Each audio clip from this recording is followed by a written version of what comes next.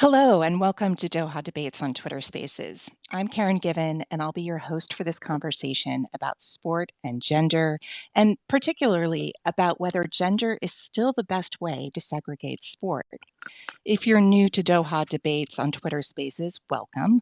We're grateful to have you in this regular chat focusing on respectful debate. The space we're aiming to create is not an adversarial one. There won't be any winners and losers. It's an opportunity to discuss different perspectives and increase our understanding. A quick note, this conversation will be recorded and shared across Doha Debates. So let's move on to the topic of today's show. This week, we're marking the biggest sporting event in the world, the Football World Cup in Doha, Qatar. History was made last week when a female referee took charge of a men's match at a World Cup.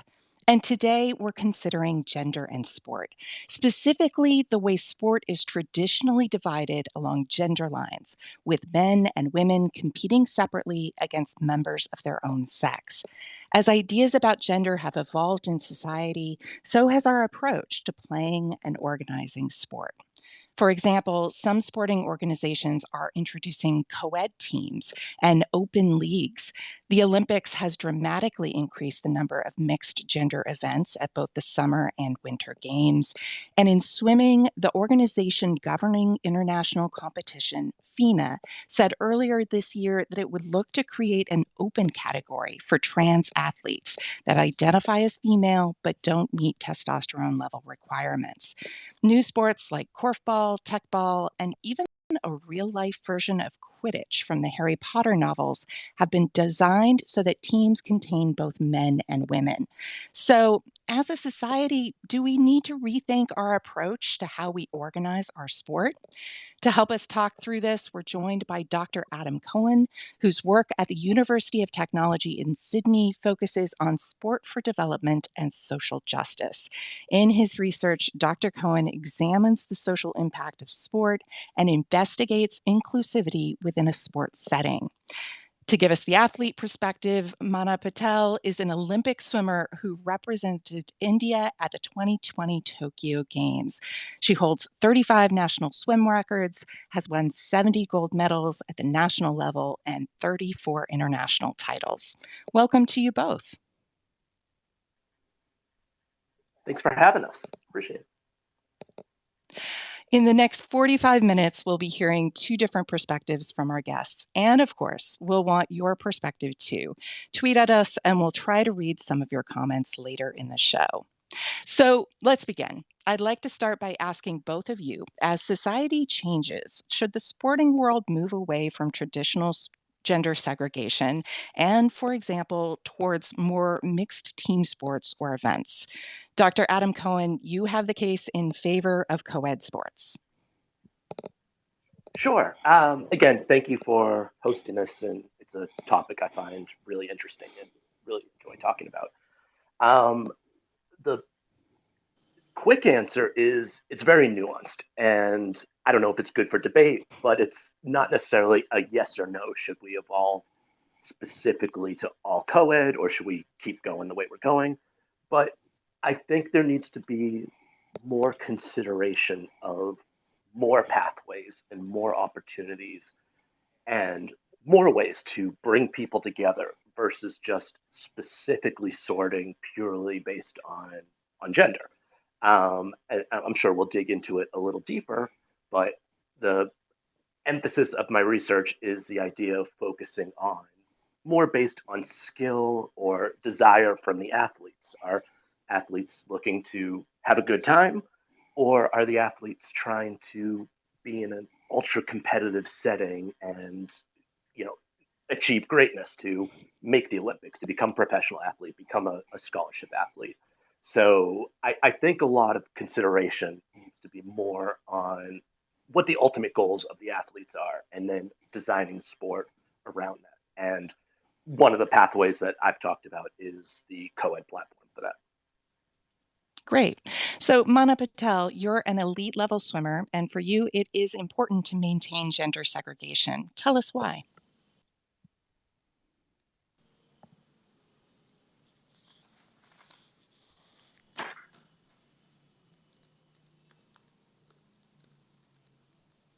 Mana, are you there?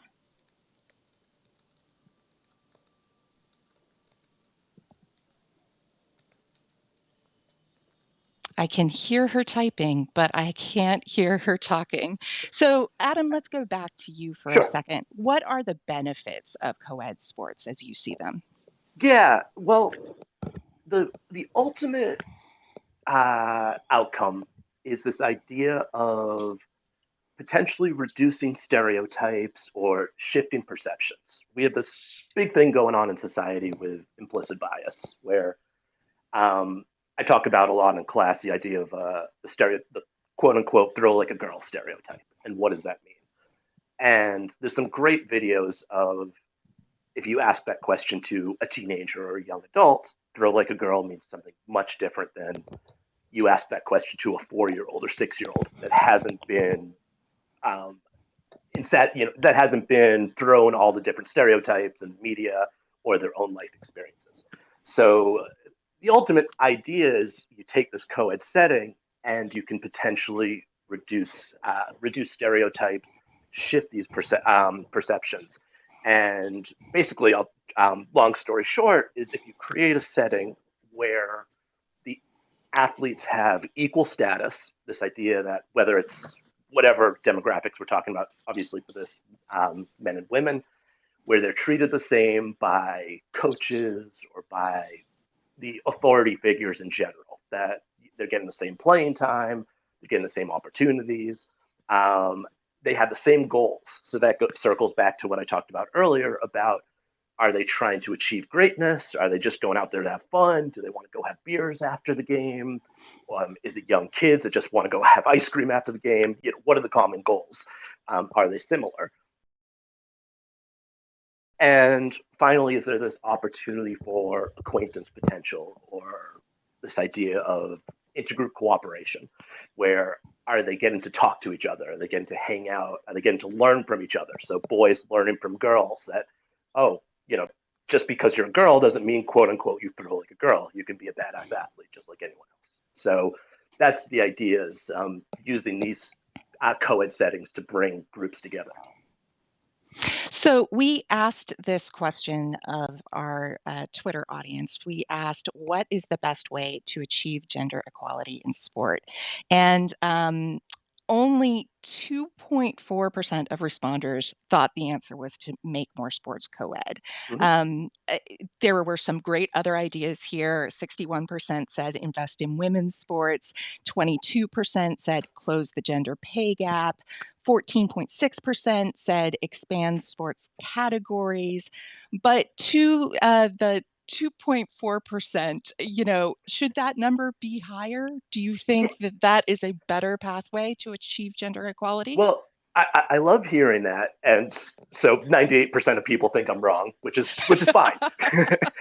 But I think the perception when people hear co-ed sport is they automatically go to the elite levels, and you always see it in Twitter and you see it in the news, like oh, an NBA team would crush a WNBA team, or a men's soccer team would crush a women's soccer team, or Djokovic would crush Serena Williams in tennis if we put them all together. And that's true. Like, I don't, that's not me being sexist. That's a reality.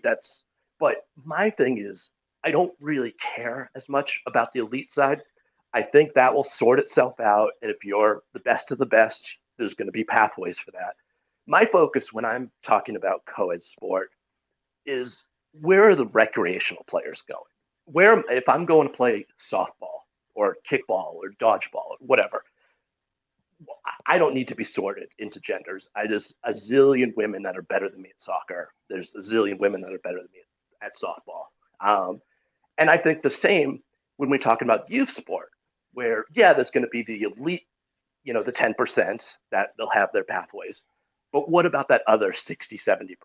Why are we separating them just automatically when a 6-year-old, an 8-year-old, their biology, their kinesiology is pretty similar for the most part. So I don't think there needs to necessarily be separation based on gender versus skill. So that would be my initial response to that 98.2%. Fair, fair. So, some reformers have suggested other ways to segregate sports, like by skill level or size. Are there better ways to organize our sports beyond the traditional male or female segregation? Yeah, and a lot of it depends on obviously the capacity of who's providing sport. In a perfect world, you could sort into just pure skill levels. That yeah, you'd have the elite pathways for whether it's soccer, whether it's football, basketball, and then you'd have kind of the middle where it's like, all right, we want to play competitively, but we're not mega elite. We're not going pro. We just want to have some tough games. And then in theory, you would have the just for fun league or the we're not good at sports league. We just want to go out there and screw around. And that could be anybody. That's kind of me at this point, where if I go play co-ed softball, if I go play co-ed kickball, I'm very mediocre. I don't really. I just want to go out there, have fun, and have beers with my mates like after the match. So that's definitely one potential way is you focus more on skill versus again just separating your boy. You go to the left, you're a girl, you go to the right. But how many places can do that? Like it takes a lot more work to be able to create all these different pathways and these skill assessments, and obviously requires people to kind of self-reflect on their own skill. Um, but it definitely would create a setting where we're getting again this idea of what are the common goals? Who are the people that want to compete hard? Who are the people that want to be out there and have fun and just hang out with their friends? All right, we're going to try Mana Patel again. Mana, are you there? Yes, I can hear you now. I'm so sorry Oh, earlier. wonderful. I'm glad that you're here. That's the important part. So let's bring you into this conversation. You are an elite swimmer, and for you, it is important to maintain gender segregation. Tell us why. Um, yeah, I think being a swimmer, swimming being a purely strength driven sport where the success of the sport is dependent on it, I think it is only fair to maintain gender segregation and have, a separate male female category. I think this is how we will keep the sanctity of the sport intact, and I think it's only fair because there has to be competitive equity at all stages, even at grassroots elite level levels of competition. So yeah, because there is a huge strength divide between men and women in the sport of swimming. Right. So, Adam has told us about some of the ways that co-ed sport can help create equality for women. Can you tell us about some of the potential limitations of co-ed sport? um yeah, there are, of course, we have certain limitations also, but I think a lot of it has to do with the fact that women cannot engage with men while playing. But I think I can speak more about, how we can actually maintain, we can have women engaging with men in during training. Of course, we can't be competing together, but I think I'd like to speak a bit about, how we can balance it out while training. May I? Certainly, of course. So, upon research, and of course, I'll speak a bit about my sport. Women spar with men during training, as in, for example, while playing tennis, badminton, and me being a backstroker, I can definitely pace a few guys who swim breaststroke. For example, breaststroke is a bit slower than backstroke, so I think I can uh, pace them, and it can be a good training session. So times like these, I think there are no barriers between men and women, and all of us can come together and play the sport together and try to remove all these barriers that co-ed sports have to offer, maybe. Great.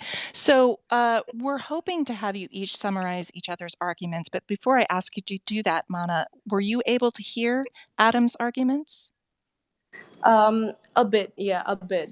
I'm so Okay, sorry. There's some issue with my connection, I guess. we will do our very best, and don't worry if you can't summarize everything he said. But we would like to try to summarize each other's point of view in just a sentence or two, just to make sure that we're all understanding each other and this conversation is as constructive as possible. So, Mana, can you please summarize Adam's argument as accurately as you can in just one or two sentences?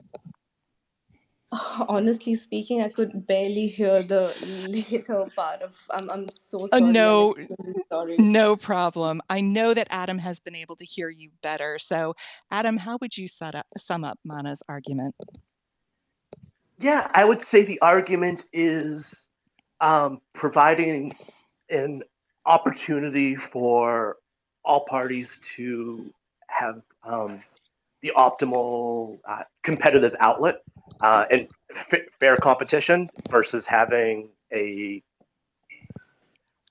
versus creating a setting where women would not have a chance in a sport that requires strength and speed and endurance and things of that nature.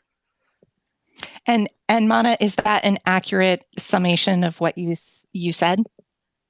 Yeah, more or less, I believe. Yeah. Great, great.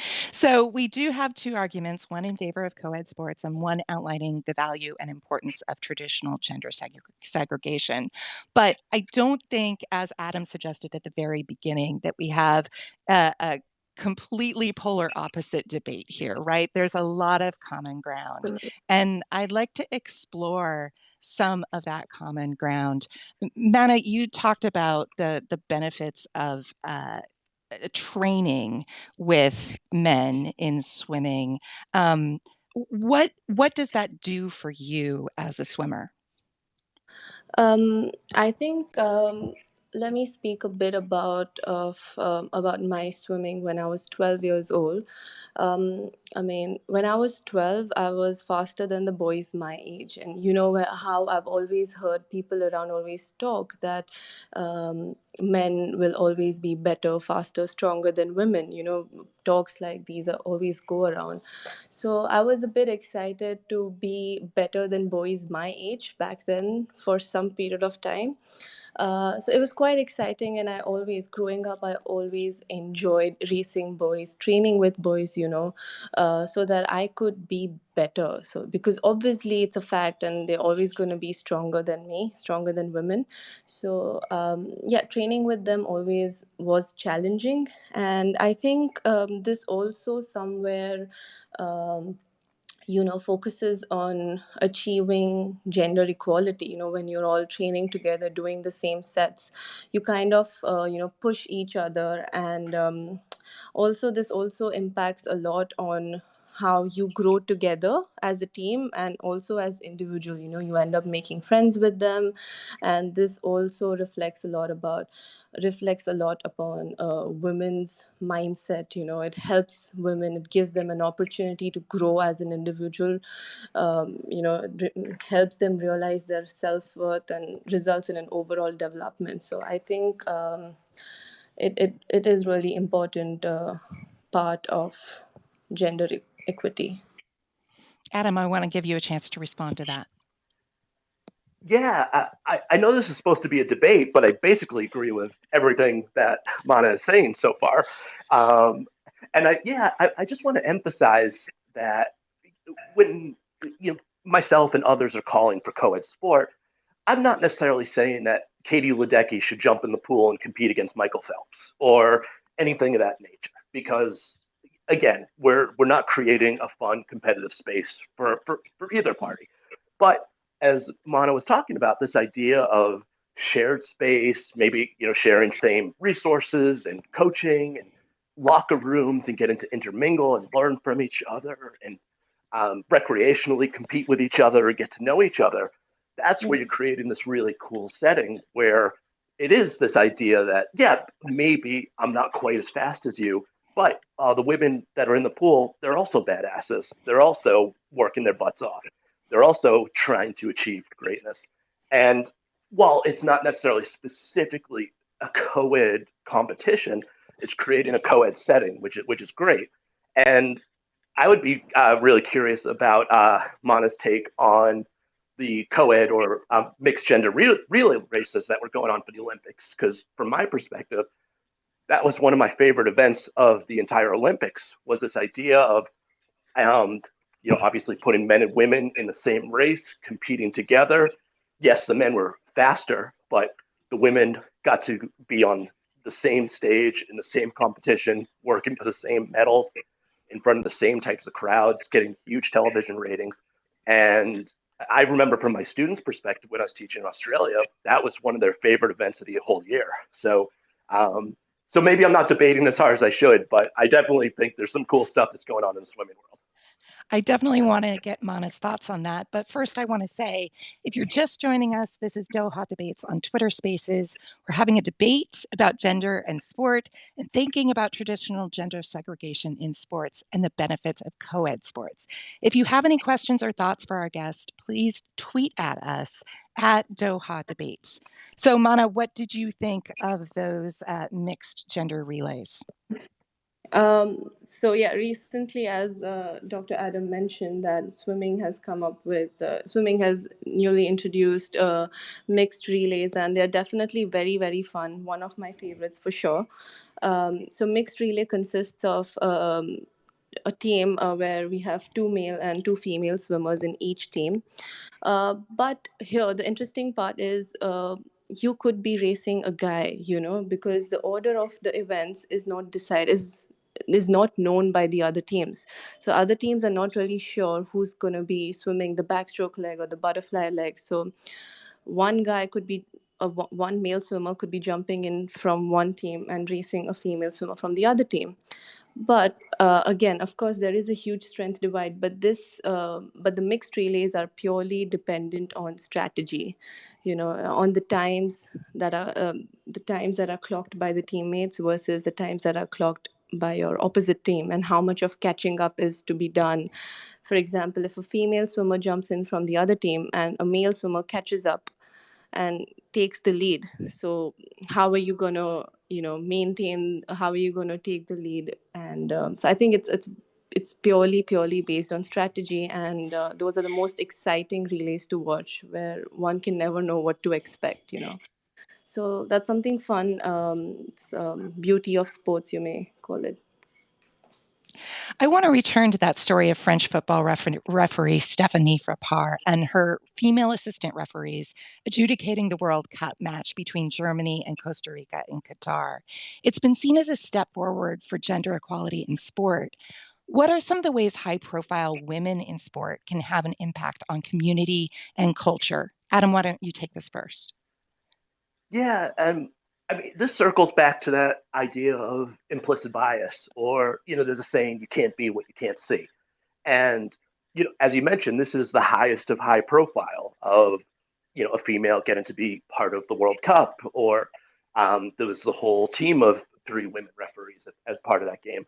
And for many people, maybe they don't think twice about it, but for some, you see it on TV in front of tens of millions, probably hundreds of millions worldwide, and that's a good moment for some people. And this is the platform of women playing sport on television in general. Is this idea of you can be a young girl or a young boy, and you can see these athletes. You see them on prime time on main networks, whether we're talking about the Olympics or the World Cup or just professional sport, professional tennis. And the more people can see that it's normalized that, oh, a woman is playing sport on my TV. Oh, yeah, she's a badass. Um, the more you can either just aspire to that level that, how many young girls see women playing soccer, women swimming, women playing tennis, and then want to sign up for their local leagues. And the same with boys, is boys can see women getting these opportunities, and another, it's just another person on their TV. It's not this weird type of, oh, how's the girl out there? So I think there's value in that sense, just reducing stereotypes and shifting biases. Mana, what's your perspective on this? Oh, I know this is supposed to be a debate, but I definitely agree with Adam. And yes, when we see women filling in the big positions, the higher positions in sport, it definitely, I think, as Adam rightly said, it's a badass women out there. I think I'd like to speak a bit about India in terms of um, having appointing women in at these high positions. So PT Usha is appointed as an Indian Olympic president of the Indian Olympic Association, and that committee has 50% of women members. I think India is doing a wonderful job trying to balance, and I also believe that. Women come with a different perspective. Their take on things is completely different from a male. So sometimes men can't come up with the same perspective as female, and vice versa, because of the fact that how differently we're built, like as male and females. So I think it's very important to have a balanced ratio in an organization where you have both the views of men and women at a high position for the organization to work at its 100% potential. So it's very important to have women filling in such higher roles, and of course it definitely motivates the next in line uh, girls to who look up to them. If you're just joining us, this is Doha Debates on Twitter Spaces. We're having a debate about gender and sport and thinking about traditional gender segregation in sports and the benefits of co-ed sports. I want to get a question now from an audience member. Fatima Nizah is part of Doha Debates Ambassador Program, a first of its kind initiative for young change makers from all over the world, which you can get involved with and learn about at dohadebates.com. Fatima Nizah, let's hear your question for our guests. Hello, everyone. Thank you so much for having me here. It's an honor to be here with you guys. So my question is basically quite simple. I think it's also like the answer might be a bit complex as well because it targets a lot of social issues as well. So I want to know that in countries like Pakistan, where culture actually prohibits boys and girls mixing together, especially in very close contact, how can co-ed sports be played or be more acceptable in society in such cases? And how can we make sure that, it does not actually become a barrier for either of them to participate in the sports? Mana, why don't you take that one first? Yes, of course. These concerns are very challenging, and I believe we haven't really found a way out. But this is just my take on. Let me just quickly talk about a sport like rugby, which is a contact sport. But if anyone wants to start as a beginner, the way you can learn and the way you can play is through is called touch rugby, and it's followed across all the countries, and that's how everyone begins. So there is no direct contact between men and women, especially especially from kids, especially kids who are ranging between 7 to 12 years. That's how you learn to play, right? So of course, in countries like Pakistan, it is very challenging to engage in co-ed sports, but this is maybe one way where we can um, play sports together, men and women, because sometimes, most of the times, I think we don't really find equal number of women participants or equal number of men participants to play with. So we end up playing together. So how do we get through these barriers? Maybe we can begin by playing touch rugby, where there is no direct contact. You have a velcro around your waist, and all you have to do is, in order to touch, you just pull the velcro, pull it out.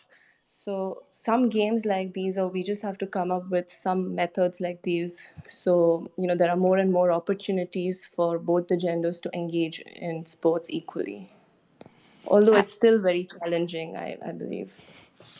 Thank you. Adam, I'd love for you to weigh in as well. Yeah, I'll give it a shot. This is it's a great question. It's a tricky one. Um, my first non-answer is always that it depends, and a lot of this isn't one size fits all. You know, for one country or one community, structuring community sport in one way is great, and in another completely different culture or country or community, it could be totally different. And maybe that is because of legislation, maybe that's because of financial reasons or capacity or just desire of participants. But to circle back to like this specific incident, a lot of it depends. I always say kind of starts at the micro level where we have this idea of, again, maybe more and more girls see sport, whether it's on TV or they see their favorite athlete in the Olympics, or they're starting to get exposed to more women playing sport. And maybe they're even hearing more about women playing with the men or these co-ed actions that are taking place. And then there starts to be a little bit of momentum. And then that kind of leads into what Mana is saying is, if there's a desire from a community setting, how do we enable it? What kind of sport do we create? Do we adapt a sport that's appropriate to the culture? Whether it is, as you mentioned, like a touch rugby type of format, or however you would adapt a cricket league, or the swimming example that we gave before. So again, a lot of it is just how do you adapt it appropriately based on the capacity that you have, the participants and their desires, and what's allowed at the time. Fatima, how do you react to what our panelists are saying? I think that the answers are really good. They do certainly tackle the issue to the core. Of course, there's a lot of research that's still needed as to what kind of sport can actually be played and at what level. And are we talking about Olympics? Are we talking about just national sports? And how do we encourage more and more people to accept these sports into it? And how do we actually remove that barrier for them? So I think that they certainly did clarify the issue a lot for me, and I would like to thank them for that.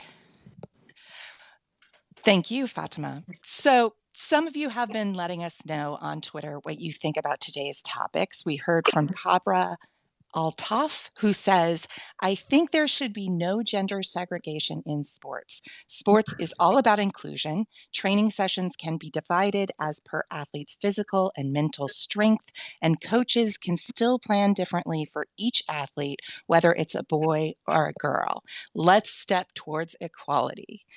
So, Adam, it looks like you might have more than 2.4% support out there. I got it up to 3% now.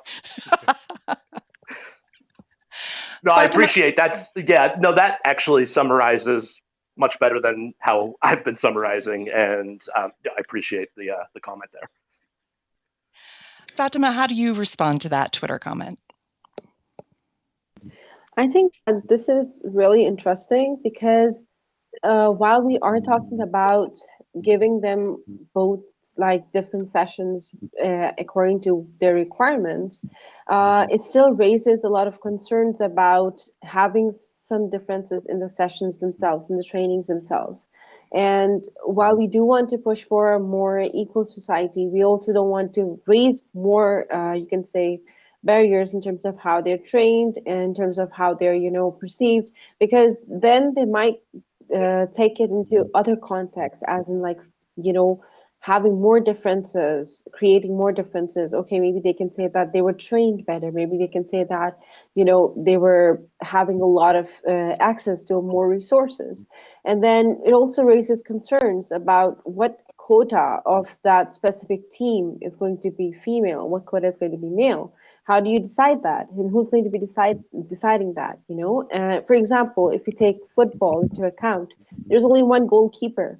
How do you decide whether that's going to be male or female? Do you go for like first half male and then second half female? So this is also something that needs to be taken into consideration. I think that there are barriers, but they need time to be broken down. At the beginning of our conversation, I mentioned some sports that have been designed to be co-ed, like korfball or techball or quadball, which is the new name for Quidditch, which is based on Harry Potter. I'd like to ask you both, do you think there should be more co-ed sports that are created co-ed, like korfball and techball? Adam? Yeah, short answer, yes. I love the idea of non-traditional sports, innovative sports. And I always love using the example of ultimate frisbee is also very co-ed, and the participants. It's created this culture, this sport of inclusion that there's not even refs in it. They make their own calls. It's all about handshakes and supporting your opponent and supporting your teammates. And yeah, there are gender specific teams and leagues, but for the most part, it's a very co-ed designed kind of sport. You mentioned korfball, techball, um, and I could keep going down the rabbit hole there. I think the interesting thing with these newer sports that are developing, whether it's predominantly co-ed or solely co-ed, is that's just the culture. Is when you play it, this is just what you've known all your life. You jump into a sport and you just know it's a co-ed sport. You know this is what the community is going to be. You know this is what the culture is going to be. Unlike soccer, unlike basketball, where a lot of participants, it's tough to go back to co-ed when you've been separated or when you've watched on TV. You know, I'm a young boy. I'm a 12-year-old, 13-year-old boy. I've watched the NBA. I've played on my single gender team. And so I have these preconceived notions or I have these stereotypes of what basketball should be. So I think that's one advantage of these new sports is there aren't these pre-existing ideologies of how they should function. Mana, what do you think of these types of sports? I think it's really cool. I think the format of the game is really innovative and it's really cool because, and yeah, because there is no threat. There is no physical threat and there is no physical contact between men and women, and these are purely skill-based sports, I believe.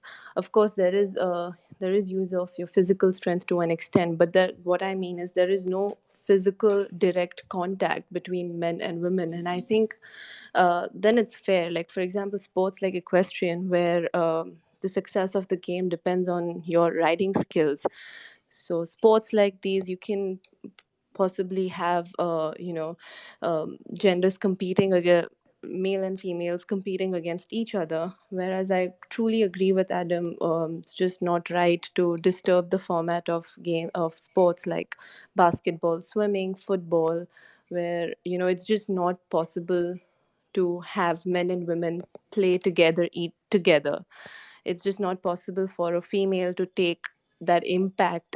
If you're playing a basketball game, if you watch an NBA, it's just not possible for a female of the same height to take that impact from a male of her height. It's just, no matter how strong she is, it's just not possible. So we can leave these traditional sports as they are, and yeah, of course, really cool to have new games like tech ball and korf ball and quidditch, so quad ball, I mean. For sure, it's good to include them too. Good entertainment, I believe. Can I add one more point, Karen? Of course. Yeah, the one other thing I think with a lot of these sports is so I keep mentioning about these pathways, and there isn't a pathway to being an elite ultimate frisbee player where you're making millions of dollars, you're getting college scholarships. There isn't these pathways um, to Quidditch, quad ball. There isn't. If you want to be do parkour or do things like that, it's more again this perception. The culture is let's go, let's have fun, let's improve ourselves, let's get a good workout, and that kind of circles back to the initial point I made about what do the participants want and how do we get equal status? What are the common goals? And for a lot of these sports, the common goal is let's have fun, let's meet new people, let's go out for drinks with mates, let's get out of the house and run around and get moving. So I think the common goals are usually really aligned when we get to these kind of sporting cultures. I want to get one more poll result in, which we did ask our Twitter followers. Do you think mixed gender team sports, such as Ultimate Frisbee and Dodgeball, where all genders compete against and alongside each other, benefit from gender equality in sport? And 51% said yes, and 49% said no, which is a much closer vote than I expected there.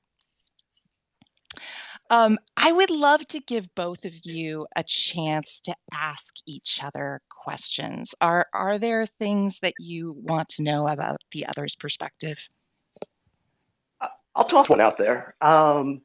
So yeah, Mana, you talked about the good experiences you had, like sharing space and working out with the men. I'd be curious if you ever had a negative experience where a male swimmer talked down to you or looked down, or a coach, focusing more on men or boys versus you. And because we've obviously highlighted the positive, I'd be curious if you did have any negative experiences from that thing. That's a really good question. I mean, yes, there are times when, you know, of course, women sometimes they end up outperforming the boys, even though they don't compete against each other, they compete in their own category. But sometimes, women do outperform boys. Where in my case, I think whenever I have performed, I mean, leading up to my performances, a lot of people come up to me, and then there's a lot of trash talking that happens. But I don't think I let it affect me, because ultimately, when you perform, you shut all the night. You shut everyone up basically. So I think I just train and I let my performance do the talking. I mean, yes, of course, sometimes men do feel a bit inferior when, when a woman just outperforms them, even though they don't compete against each other. There is a bit of, ego that comes in between. I do feel that a lot, even during training. I do feel that, but I think that just motivates me, that I take that as a good motivation, and I work twice as hard. But again, I don't try to compete with boys. I just focus on myself, and I try to be the best version of myself. And yeah, I can just try to learn as much possible. Yeah, I appreciate that answer, and I think swimming is really interesting because it's one of the few sports where often the female athletes have transcended the men's athletes in terms of like notoriety or name recognition. And I'm Yeah. coming from the perspective of America and Australia, and I know there's been some female swimmers in certainly other areas that have gained some traction. And I think that goes to show again this idea of, for one, exposure in the Olympics and having a platform. So it is kind of unique where the women can stand out, and they don't necessarily have to be grouped together with the men to get these opportunities. That's that's really cool. Wonderful. Well, so while we're talking about swimming, I want to ask you both, what do you think about open categories, like the open category that FINA, the World Swimming Governing Body, is thinking of introducing? Who's going first? Why Go don't you for it. take it first? Hello. Mana, why don't you go Yeah. first? So I think after the Leah Thomas case, I firmly believe that there should be an open category in terms of, you know, because see, if from a societal point of view, I think it's really amazing how. How inclusive we are of everyone, and I think it's live and let live, where people are free to associate themselves the best they feel like. Uh, but I think when it comes to sports, it's only fair that there is an open category for people who would want to explore themselves. So women are, there is no disadvantage to any of the females that are competing. So I think FINA is doing the right thing by coming up with an open category. Adam? Yeah, it's a great question, and you could do an entire podcast, obviously, on non-binary divisions in sport and transgender athletes. And but to give the quick answer is I want anyone that wants to play sport, I want them to have the opportunity to play sport. And if open division is that pathway for transgender athletes, non-binary athletes to be able to compete the way any of us can compete, that's what I support. And I, I'm still learning about the space. I know there's been some interesting successful events, especially in marathons that are going on, and triathlons have done stuff like that. And I know it's starting to grow in swimming, and it sounds like that's the potential, the most reasonable pathway, and to be able to provide these opportunities for people to be able to compete and have fun and do the sport that they wish to do. So we did ask this question of our Twitter followers as well. We asked, should we move beyond traditional sex segregation for sport? 58.8% said no, keep the sexes separate, but 29.4% agree with our panelists that yes, we should make new categories. 7.8% said yes, only in non-contact sports, and 3.9% said only for youth sports.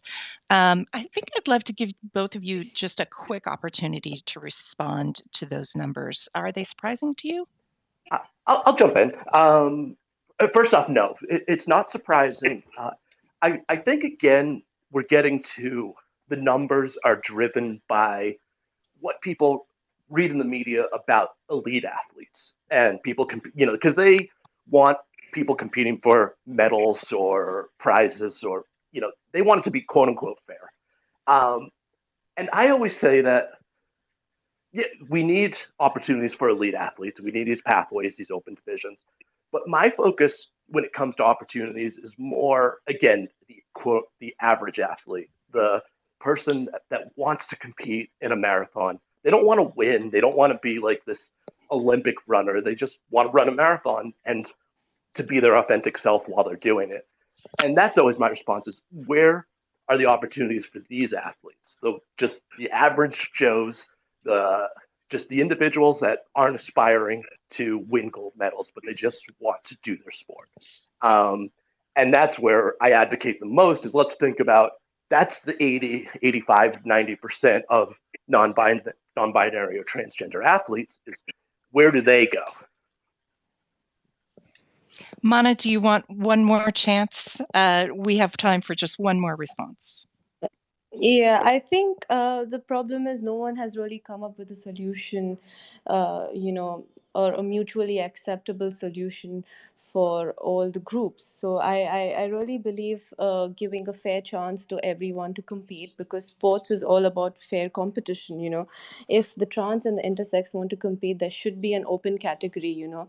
They can compete amongst each other. So that also allows women to, you know, gives a fair chance and keeps the integrity of female competitions. And yeah, I think we should just respect the rules and essence of, you know, the gender segregation, and have another category as well. All right. Well, we're going to have to end it there. If you've missed this conversation but want to listen back, the full recording will be available on Twitter as soon as the live stream ends. We encourage you to listen to the debate and let us know what you think. A big thanks to our guests, Dr. Adam Cohen and Mana Patel, for talking to us today about gender and sport. And thanks to you, our audience. For more, go to Doha Debates website and check out some of our other content. We've got a lot of content online from our events in Qatar marking the Football World Cup. You can check that out on Instagram and our other socials. Listen to the podcast, The Negotiators and The Long Game, and sign up to our newsletter at our website at dohadebates.com. On December 15th, we'll be hosting a town hall in Qatar about the future of Palestinian identity. Check out our website or socials for more information. Thanks, everybody. Thank you. Thank you so much, guys.